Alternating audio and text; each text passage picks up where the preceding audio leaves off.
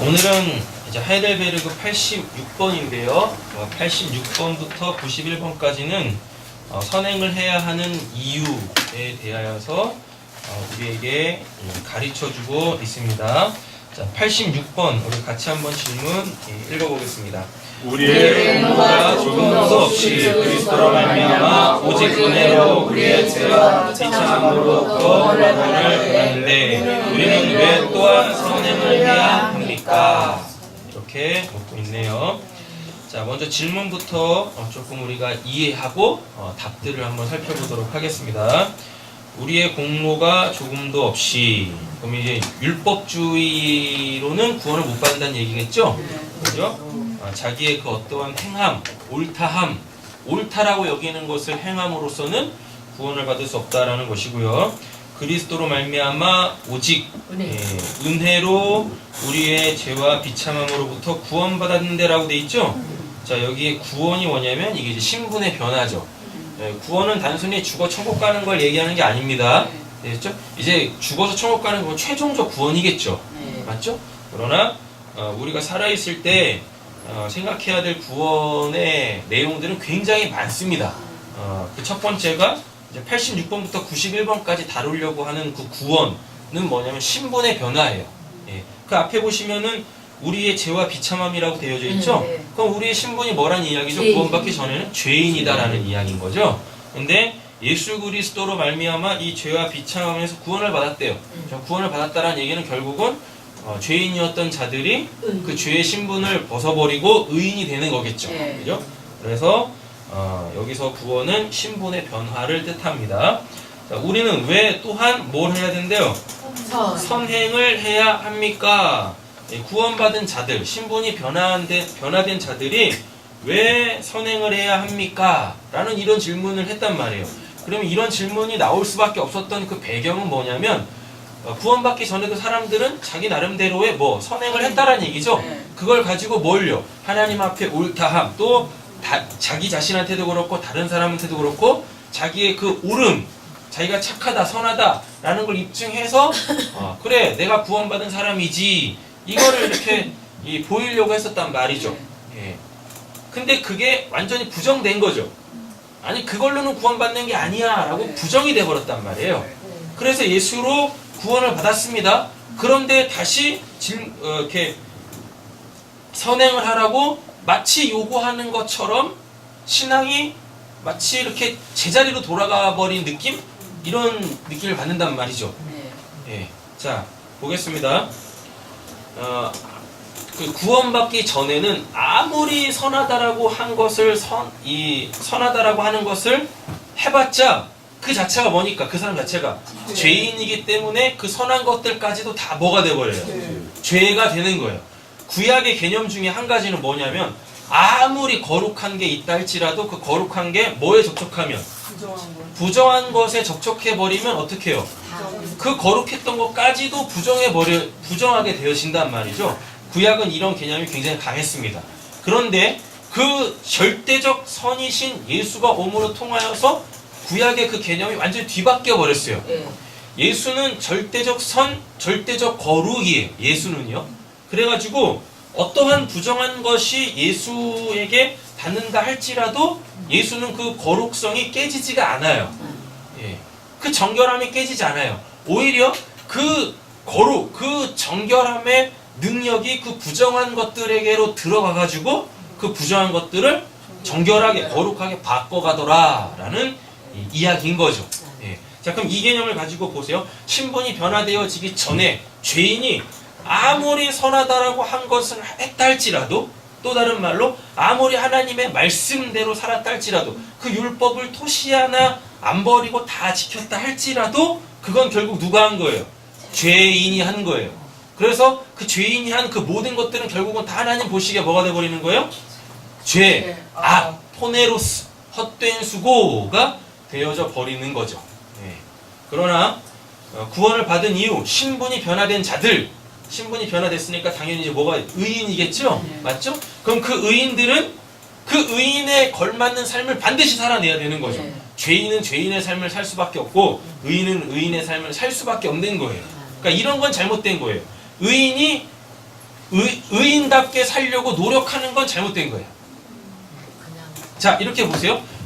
내가 지금 살아있죠?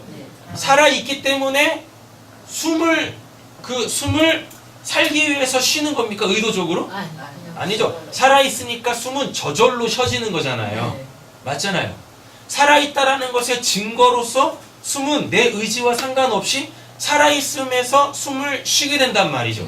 마치 이와 선행이라는 것은 이거와 똑같습니다.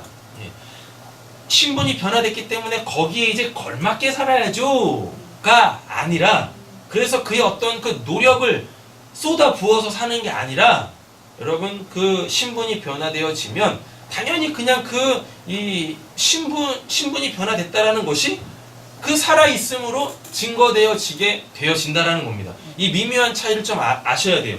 그러나 그럼 우리가 노력하지 않아도 저절로 선행을 할 수 있습니까? 천만에요.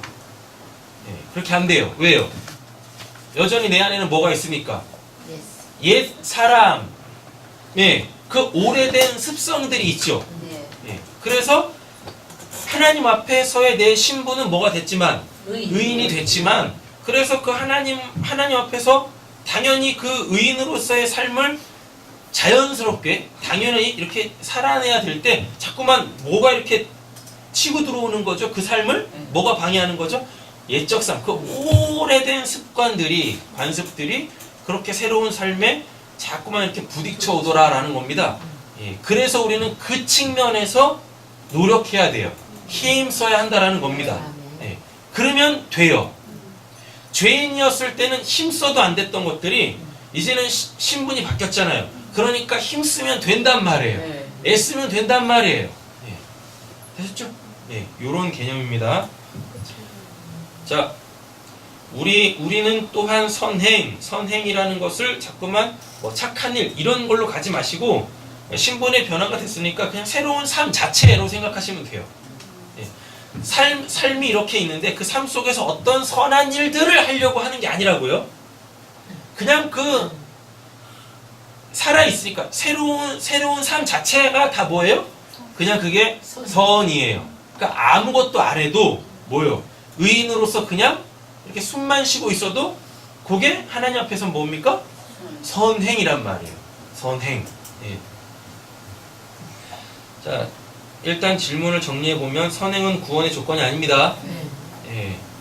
그러니까 우리는 선행을 할 수 있는 거예요. 또 다른 말로 선행을 또 해야만 합니다. 선행은 구원의 조건이 결코 아니에요.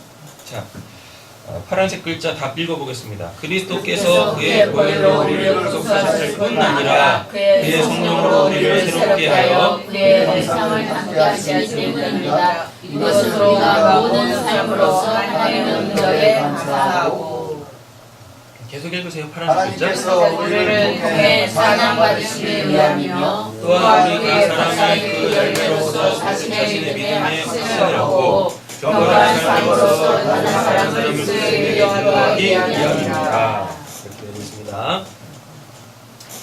총 4가지로 답을 주고 있죠. 첫 번째는 뭐죠? 그리스도의 형상을 담게 하기 위하여. 우리가 원래 뭘로 지음받았어요? 하나님의 형상. 하나님의 형상은 그리스도의 형상이라고 합니다. 그러니까 우리는 결국 그리스도의 형상으로 지음을 받은 거죠. 그런데 그게 뭐 때문에? 죄 때문에 깨져버렸죠. 맞죠? 그러니까 이제 어떻게? 그거를 회복? 근데 회복, 담게, 이런 말들을 우리가 좀 조심히 사용해야 될 필요가 있어요. 원래 우리는 뭘로? 그리스도의 형상으로 지음 받았어요. 근데 그게 지금 죄로 가려져 있는 것 뿐이죠. 그래서 죄의 사함을 받으면, 구원을 받으면 그 그리스도의 형상을 가리고 있었던 죄와 그 죄책, 비참함, 그게 사라졌으니까 이제 뭐가 드러나겠어요? 그리스도의 형상이 이렇게 드러났겠죠. 맞죠? 그러니까 그리스도의 형상을 담는다, 뭐 그리스도의 형상을 회복해야 된다, 이거는 성경적으로 맞지 않은 거죠. 그죠? 그래서 그냥 그리스도의 형상으로 살면 돼요. 하나님의 형상으로 그렇게 살면 돼요. 그렇게. 자, 근데 문제가 있어요. 도대체 그리스도의 형상이 뭐냐고요? 도대체 그리스도의 형상이 뭔데 우리 보고 그리스도의 형상으로 뭐 지음을 받았다, 하나님의 형상으로 창조되어졌다 이런 말들을 하냐고요. 그리스도의 형상이 뭡니까? 그냥 간단해요. 그냥 하나님처럼 살면 돼요. 그러니까 형상이라는 게 이렇게 본체가 있으면 그거를 그대로 본뜬 거가 형상이잖아요. 네. 그리스도의 형상이라 그래요. 그러면 진짜 그리스도가 이렇게 있으면 그 그리스도를 똑같이 본따 놓은 게 우리라고요. 맞죠? 그럼 우리는 뭘로 살면 돼요? 그분처럼 살아요. 예, 그분이 살아셨던 그 그리스도가 사셨던 그 삶을 고스란히 살아내면 됩니다. 또 하나님의 살아계심으로 우리는 그렇게 살아가면 되는 거죠. 예, 그러면은 오늘 이 첫 번째 답에서 그리스도의 형상을 담게 한다라는 말은 우리가 뭐부터 해야 된다는 얘기예요? 그리스도를 알아야죠. 그가 어떻게 살았는지, 하나님이 어떤 분이신지 그걸 알아야 되는 거 아니겠습니까? 그러니까 신분의 변화가 되어지면 제일 먼저 해야 될 게 있어요. 뭐? 하나님을 알아가기. 예, 그 하나님 알아가기, 그리스도 알아가기. 그러면은 하나님, 그리스도가 절대적 선이잖아요. 그죠? 우리가 선을 행하려고 해도 선이 뭔지를 모르면 어떻게 선을 행합니까? 맞잖아요. 그러니까 구원받은 자들, 신분이 변화된 자들은 제일 먼저 뭘 해야 돼요? 하나님을 알아가야 돼요. 그럼 하나님이 절대적 선이니까 선한 것이 이거였네. 구원받기 전에는 선악과 따먹고 선악 구조 속에서 이게 선이야, 이게 악이야 라고 했었는데 구원을 받으면 이게 완전히 뒤집어진다. 이게 완전히 없어진다니까요. 그 선악 구조 속에서 이렇게 뚝 빠져나와요. 선악 구조 속에서 딱 빠져나오면 거기 누구밖에 안 계세요? 하나님밖에 안 계세요. 절대적 선인, 오름이신 하나님밖에 안 계세요. 이제 그분을 아는 거야.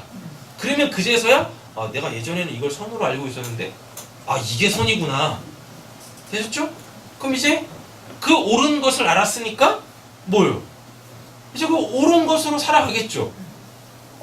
우리가 살기 위해서 밥을 먹으면 그 밥이 소화가 돼가지고 영양분이 돼서 우리가 이렇게 움직이듯이 살 수 있듯이 그렇게 하나님을 안다라는 것은 우리의 삶을 살아내는 원동력이 된단 말이에요. 영양소가 된단 말입니다. 되셨죠? 자, 로마서 읽겠습니다.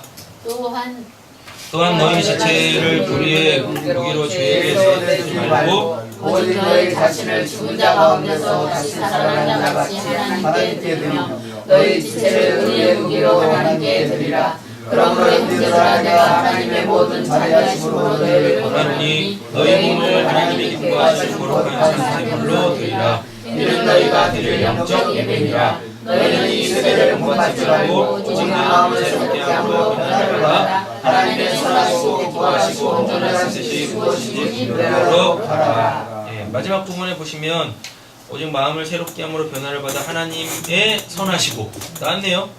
또 기뻐하시고 온전케 하시는 뜻이 무엇인지 분별하도록 하라. 선행을 하려면 먼저 선이 뭔지를 알아야 될 거 아닙니까? 그죠? 자, 에베소서 읽겠습니다. 우리는 그가 만드신 바라 그리스도 예수 안에서 선한 일을 위하여 지으심을 받자니 이 일은 하나님의 선에 예비하사 우리로 그 가운데서 하게 하려 하심이라. 그죠? 네. 자, 베드로전서 2장 5절에서 9절 읽겠습니다. 너희도 산돌같이 신령한 집으로 세워지고 예수 그리스도로 말미암아 하나님의 시게 받으신 신령한 제사를 드리고 거룩한 산이 될지니라. 그러나 너희는 택하신 족속이요 왕 같은 제사장들이고 거룩한 나라요 그의 소유의 백성들이니 이는 너희를 모든 데서 불러내어 그의 기이한 빛에 들어가게 하시니 아름다운 덕을 성사하게 하려 하심이라. 우리는 이 말씀만 잘 알죠? 택하신 족속 왕 같은 제사장 거룩한 나라 그의 소유된 백성 이것만 알잖아요. 그잖아요. 여기다가만 말씀을 포커스로 두고 있단 말이죠. 아니요, 그 뒤에 나오는 게 중요하죠. 뭐요? 너희를 어두운 데서 불러내어 스토코스 불신앙의 상태, 죄인의 상태에서 어떻게 불러내어 그의 기이한 빛에 들어가게 하시니 아름다운 덕을 선포하게 하려 하심이라. 이게 중요한 거예요.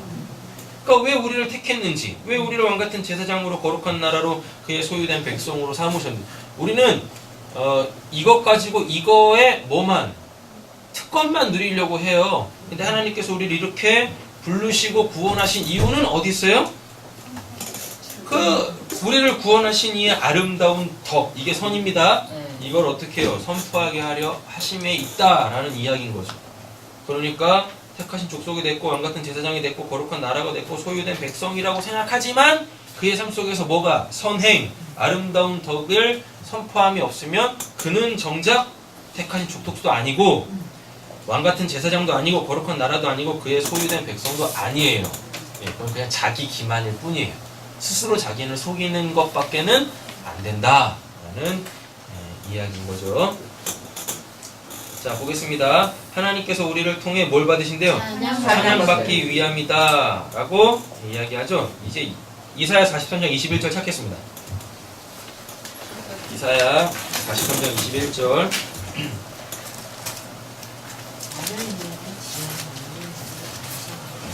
이사야 43장 21절입니다. 찾으셨나요? 네. 읽겠습니다. 이 백성은 내가 나를 위하여 지었나니 나를 찬송하게 하려 함이니라. 네. 성경에서 요한복음 3장 16절만큼 중요한 유절이거든요. 예. 근데 잘 한번 보세요. 이 백성은 이제 이스라엘 된 자들이죠. 그죠? 그럼 당연히 구원받은 성도들 아니겠어요. 그죠? 이 백성 내가 나를 위하여 뭐였대요? 내가는 하나님이고 나를도 하나님이고 지었다라 그러죠. 창조했다는 얘기죠. 그죠? 근데 창조의 이유가 나옵니다. 나를 찬송하게 하려 함이라 라고 되어있죠. 그러니까 하나님을 찬송하는 것은 구원의 목적이 아니에요. 구원의 목적이 아니에요. 뭐의 목적이에요? 창조의 목적이 찬송이죠. 이걸 알아야죠. 그러니까 이 분위기를 잘 한번 캐치를 한번 해보세요. 구원의 목적과 창조의 목적. 그건 완전히 달라요. 완전히 다른 거라니까요. 그러니까 구원받았으니까 이제 구원해 주신 분을 우리가 찬양하겠다. 이쪽으로 가시면 안 돼요. 그냥 이 세상에 존재하는 모든 것들은 그 존재 이유가 어디 있어요? 구원을 받든 안 받든 상관없이 찬양이라니까요. 찬양. 그래서 구원을 받게 되어지면 이제 뭐 할 수 있는 거예요? 그 자기가 창조된 그 목적을 알고 그렇게 살아내는 거예요. 구원받았기 때문에 찬양할 수 있는 게 아니라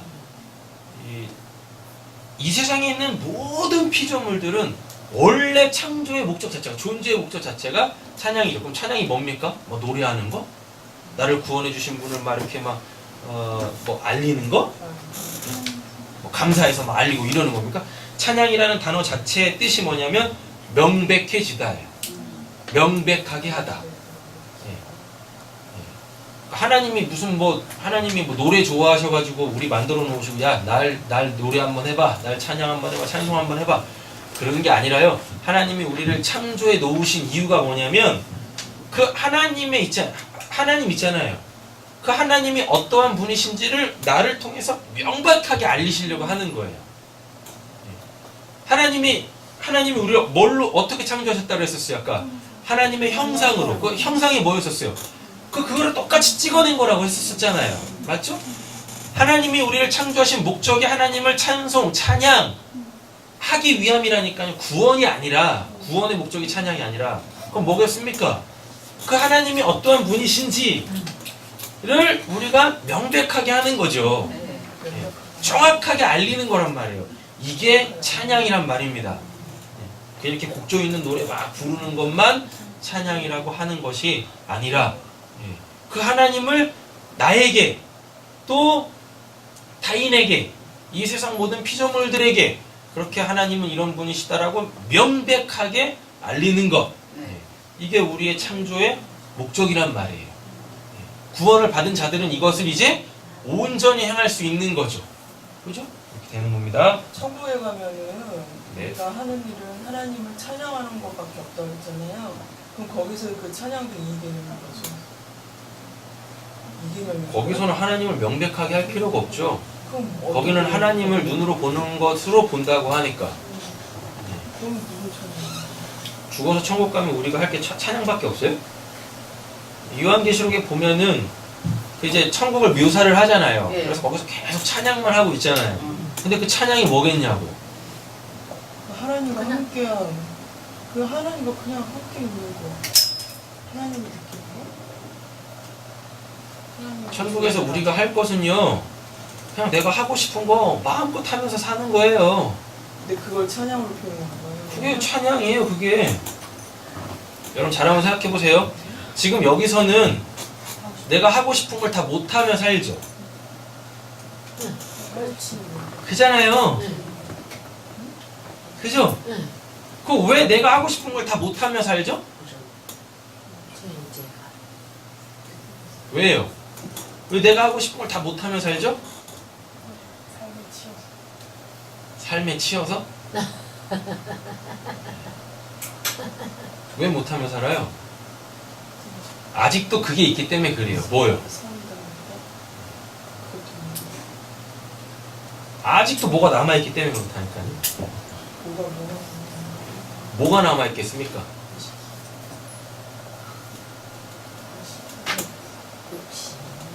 하나님으로 봐야지라는 게 아직도 남아있기 때문에 그래요. 하나님으로 봐야지. 이 땅에서 우리가 하고 싶은 게 있는데 마음껏 못하며 살잖아요. 맞죠? 왜요? 자꾸 이게 남아있기 때문에 그래요. 하나님이시라면, 하나님이 보시기에는 내 마음으로 뭔가를 하려고 해도 자꾸만 뭐가 걸려요? 하나님이 툭툭 걸린다니까요. 내가 이거 했을 때 하나님이 기뻐하실까? 하나님이 싫어하시면 어떡하지? 그리고 내가 하나님한테 두드려 맞으면 어떡하지? 그래서 내가 하고 싶은 거 다 못하잖아요. 쉽게 오늘 주일이잖아요. 아침에 딱 눈 뜨는데 오늘 교회 가기 싫어. 내 마음이 오늘은 예배 드리기 싫어. 근데 여러분들 그 마음으로 그렇게 하십니까? 아니죠. 내 마음으로는 오늘은 너무 피곤하고 그냥 오늘은 좀 쉬었으면 좋겠다. 예. 그래서 마음은 예배 드리기 싫은데 근데 결국 나오셨잖아요. 왜 나오셨냐고. 왜 나오셨어요? 그럼 안 걸리면 안 나도 되는 거예요? 뭘 안 그것도 걸려? 아니잖아. 마음에 안 걸리면 죽는 거야. 오늘은 이게 애매한 거예요. 오늘은 내가 굉장히. 좀 쉬어야 되겠다. 근데 거기 하나님이 안 걸리신다고? 그건 하나님 안 믿는 거예요. 그것도 그렇게 되는 거예요. 그래서 제가 말씀드렸잖아요. 여기서는 아직 남아 있다니까요. 뭐가 자꾸 뭘 하려고 할 때 하나님으로 하려고 하면 그게 남아 있다니까요. 그런데 죽어서 천국 가면 그게 없어. 그건 자체가 없어져요. 예. 그러니까 여러분 신앙의 온전함이라는 것은 결국 그렇게 합니다. 하나님이 내 인식 너머에 계셔야 되는데, 내 인식 안 하고 예, 그 내 인식 안에 들어와 있는 거예요. 내가 판단하는 거잖아. 되셨죠? 내가 판단하는 거야? 그러니까 여전히 뭐예요? 그 하나님을 자꾸 내가 그 어떤 것으로 끌어당기고 있다고요. 그렇게 하나님의 인식 속에 들어가 있어야 될 자들이 내 인식 속에 하나님을 자꾸 끄집어 당기고 있어요. 근데 이거 죽을 때까지 어쩔 수 없어요. 죽을 때까지. 사도 바울이 그랬어요. 오호라 나는 공고한 자로다라고. 요 문제를 가지고 오호라 나는 공고한 자로다. 이 사망의 몸에서 누가 나를 건져내랴 라고 이야기한다니까요. 근데 우리에게 그 소위 말하는 그 다나토스, 그 진리로의 죽음이 딱 오게 되어지면 이제 그거에서 완전히 벗어나게 되어지죠. 그래서 우리가 죽음을 사모해야 되는 이유가 거기 있는 거예요. 죽음은 우리가 회피할 게 아니라니까요. 죽음은 우리가 사모해야 될 것입니다. 죽음은. 근데 나 빨리 들어가고 싶어요. 그래서 이상한 형태의 그 죽음, 그건 다나토스가 아니에요. 이해를 잘 하셔야 됩니다. 정리되셨어요? 그냥 쉽게 생각하세요. 천국에서는 내가 마음대로 해도 걸릴 게 하나도 없어요. 사도 바울이 이걸 이미 이야기했어요. 이 사도 바울이 뭐라고 하냐면 나는 내 마음에 하고 싶은 것을 마음껏 해도 하나도 죄가 안 된다고 그랬었어요. 그런데 뭐라 그러죠? 내 주변에 믿음이 연약한 자들이 많네. 그래서 그들이 내 모습을 보고 실족하면 나는 그걸 안 할 자유도 있다라고 얘기한단 말이죠. 근데 천국에서는 그거 자체가 없어요. 그 자체. 그러니까 얼마나 행복하겠습니까? 그죠? 얼마나 행복하. 솔직히 우리가 가장 힘든 게 살면서 우리가 가장 힘든 게 뭡니까? 내가 내 마음에 있는데 그걸 하지 못할 때. 근데 마음이 있어요. 그래가지고 했는데도 여전히 이것저것에 막 걸리는 게 너무 많은 거지. 그거 자체가 불행이잖아요. 마음대로 해놓고도 그게 불행이지 않습니까? 자, 마태복음 5장 16절 읽겠습니다. 이같이 너희 빛이 사람 앞에 비치게 하여 그들로 너희 착한 행실을 보고. 자, 여기 보세요. 여기서 너희 착한 행실이 뭐예요? 이거 그리스도의 형상입니다. 하나님의 살아계심. 하늘에 계신 너희 아버지께 영광을 돌리게 하라. 네, 이렇게 되어져 있죠. 너희 아버지께 영광을 돌리게 하라. 영광이 뭐냐면 이게 아버지의 일하심이거든요. 그래서 아버지의 일. 착한 행실이 뭐예요? 하나님의 살아계심. 아버지의 영광 뭐예요? 아버지의 일하심. 그러니까 우리는 누구로 살아요? 하나님으로 산다라는 이야기입니다. 넘어가시고 파란색 글자도 보겠습니다. 또한 우리 각 사람이 그 열매로서 자신의 믿음을 확신을 얻고, 이게 이제 가장 중요한 부분이에요. 뭐냐면 예수님이 마태복음 7장 읽겠습니다. 이와 같이 좋은 나무마다 아름다운 열매를 맺고 못된 나무가 좋은 나무가 나쁜 나무를 맺을 수 없고 못된 나무가 아름다운 열매를 맺는다. 예, 이렇게 돼 있습니다. 자, 여기서 이제 확실해지는 거죠. 뭐냐면 신분이 변화된 삶은 그 변화된 신분으로서의 삶을 그냥 살아낼 수밖에 없어요. 그냥 그렇게 사라지는 겁니다. 왜요?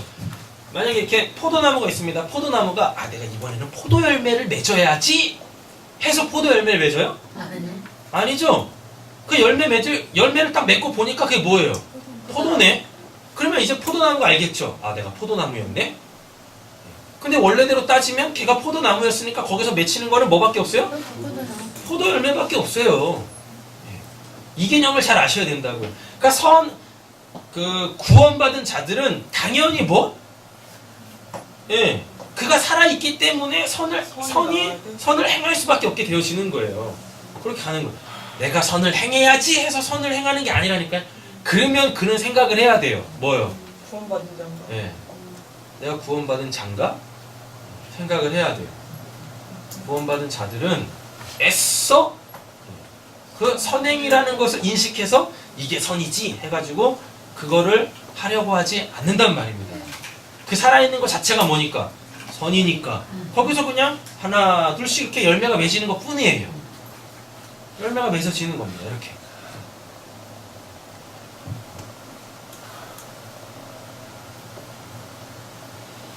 자, 베드로후서 1장 10절 한번 읽어보실까요? 그러므로 형제들아 더욱 힘써 너희 부르심과 택하심을 굳게 하라. 너희가 이것을 언제든지 아니하리라. 선을 행하다 보면은요, 내가 구원받은 자가 맞구나, 내가 의인이 맞구나, 예전에는 이거 할 수 없었는데 지금 이거를 할 수 있네? 이렇게 돼서 그 하나님께서 자기에게 주신 그 믿음을 자기 스스로가 자기의 모습을 보면서 확인할 수 있게 되어지는 거죠. 그러므로 통하여서 더욱더 하나님을 신뢰할 수 있게 되어지는 거고요. 경건한 삶으로서 다른 사람을 그리스도에게 인도하기 위함이다 라는 거죠. 하나님이 보여야 하나님이 계시다고 그걸 전할 수 있을 거 아니겠습니까? 그죠? 하나님은 어떻게 보여야 돼요? 구원받은 나의 그 삶으로. 그건 내 삶이 아니라니까요. 그건 누구의 삶이에요? 누구의 살아계심입니까? 하나님의 살아계심이잖아요. 그렇잖아요. 이렇게 전도는 그렇게 하는 거예요. 마태복음 아까 읽었었던 본문이고, 자, 로마서 14장 읽겠습니다. 이로써 그리스도를 섬기는 자는 하나님을 기쁘시게 하며 사람에게 칭찬을 받느니라. 그러므로 우리가 평의와 서로 덕을 세우는 일을 힘쓰나니. 되어 있습니다. 베드로전서 3장 읽겠습니다. 아내들아 이런 것이 사랑하게 순종하라. 이는 성공할 순종하지 말미암아 또 그의 아니 힘쓰려 말미암아 구원을 받게 하려니 너희가 주어 특별한 힘을 주라. 여기서 아내들, 남편은 에베소서 5장 30절에서 이야기합니다. 그리스도와 교회의 관계라고 이야기를 하는 거죠. 구원받은 자들은 마땅히 아직 구원받지 못한 자들을 어떻게 하나님께로 이끌어내야 되는 거죠. 그래서 우리는 뭘 해야 돼요? 선행을 해야 한다라는 이야기입니다. 그럼 또 이렇게 생각하십니다. 그럼 선이 뭐예요? 선. 지금 여러분들이 생각하는 그 선이 선 맞아요. 되셨죠? 그거 하시면 됩니다. 뭐 구원받았다고 해가지고 선이라는 개념이 뭐 바뀌는 게 아니에요. 여러분들이 가지고 있었던 그 선한 것들, 세상에서 이미 많이 배우셨잖아요. 학교에서 도덕 시간에, 윤리 시간에 많이 배우셨잖아요. 철학 시간 때도 배우고. 그것도 선 맞다니까요. 그거 하면 돼요. 율법에 기록되어져 있는 눈에 보이는 그 내용들, 그거 다 선이에요. 그거 행하시면 돼요. 그러나 본질적으로 차이가 뭐죠? 예전에는 내가 하려고 해서 했던 거고, 지금은 그걸 할 수 있는 자가 됐기 때문에 하는 거고. 자, 보겠습니다. 선행을 구원의 조건으로 여겼던 사람들이 있었습니다. 성경에서 누구로 등장하죠? 바리새인들로 등장하죠. 그런데 이 바리새인들의 그 신앙관이 초대교회의 펠라기우스라는 사람으로 통하여서 교회를 또 한 번 이렇게 막 흔들었었어요. 지금도 여전히 마찬가지고, 이 펠라기우스라는 사람이 어떤 사람이었냐면, 인간의 원죄를 인정하지 않았습니다. 인간의 원죄를 인정하지 않았어요. 그 인간의 원죄는 뭐겠어요? 전적 타락이죠. 완전히 부패했다는 얘기죠. 뭐에 대해서? 하나님에 대하여 반응할 수 없다라는 건데, 이 펠라기우스는 그거를 부정해버렸어요. 인정하지 않고 자유의지를 지나치게 강조했죠. 여러분, 우리한테는 자유의지라는 것 자체가 없어요. 죄인들한테 무슨 자유의지가 어디 있어요? 죄인들은 그냥 뭐만 해요? 죄의 종노릇만 할 뿐이에요. 자유의지라는 거 없어요. 구원받은한테만 생기는 게 뭡니까? 자유죠. 요한복음에 말씀하고 있잖아요. 뭐라고? 진리가 너희를 헤아리라 하고 얘기하고 있습니다. 구원을 얻는 데 있어서 하나님의 전적 은혜를 불필요하다고 주장했습니다. 우리도 충분히 이런 것들로 선을 행함으로 통하여서 구원받을 수 있다. 그럼 이게 이제 뭐가 되겠어요? 바벨탑이 되겠네. 우리의 힘과 노력으로 우리의 이름을 내자 하늘에 닿아보자. 이랬죠? 주장했습니다. 그래서 이 사람이 했던 게 있습니다. 뭐냐면 선행. 그 눈에 보이는 그 율법의 그 지킴들. 열심히 했어요. 그리고 또 뭐 했어요? 육은 부정한 거라고 해가지고요. 금욕적인 수도원 생활을 했습니다. 그래가지고 당대의 많은 사람들한테 영향을 끼쳤죠. 와, 저런 것도 안 하시네, 저런 것도 안 하시네. 이렇게. 근데 육을 이렇게 육을 부정하게 또는 뭐라 그러죠? 육을 속되게 생각하는 거는 성경의 옳은 관점이 아닙니다. 여러분, 이 육도 누가 주신 거예요? 하나님이 직접 만드신 거예요. 그래서 이 육적인 것도 굉장히 중요한 거예요. 그래서 육신적인 것들도 여러분 하나님께 기도하셔야 돼요. 그래서 구체적으로 좀 이렇게 응답을 받으시고, 그래서 하나님이 아직 천국에 그 온전한 그 천국에 가지 않은 지금 이 땅에서의 이 삶도 하나님께서 복되게 하시는구나. 그런 것들을 많이 경험하셔야죠. 그러셔야지. 육 부정한 것도 아니고 속된 것도 아닙니다. 귀한 거예요. 고배를 담고 있는 질그릇인데 굉장히 귀한 거죠. 자, 그러나 결국 이는 교회에서 뭘로? 이단으로 정죄가 됐어요. 이단으로 정죄가 됐습니다. 왜 이단으로 정죄될 수가? 이단의 뜻이 뭐니까요? 시작은 같아요. 근데 끝이 다른 거야. 다른 입자에 끝단자 써가지고 시작은 같은데 끝이 달라요. 참 보기에는 선해요. 선하게 합니다. 그 악하다고 하는 것들을 철저하게 금하면서 안 했단 말이에요. 그런데 그 끝이 뭘로 등장해요?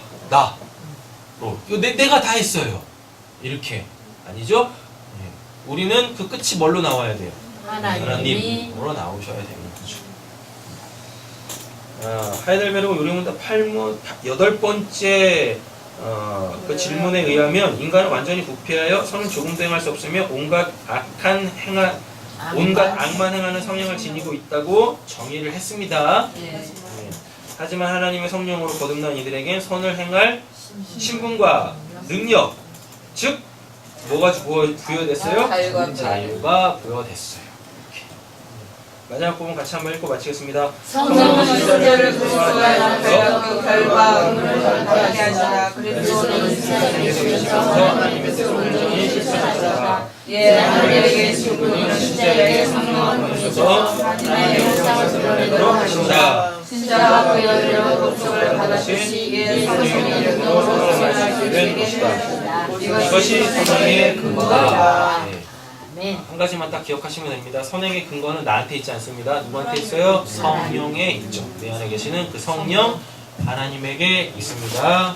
기도하겠습니다.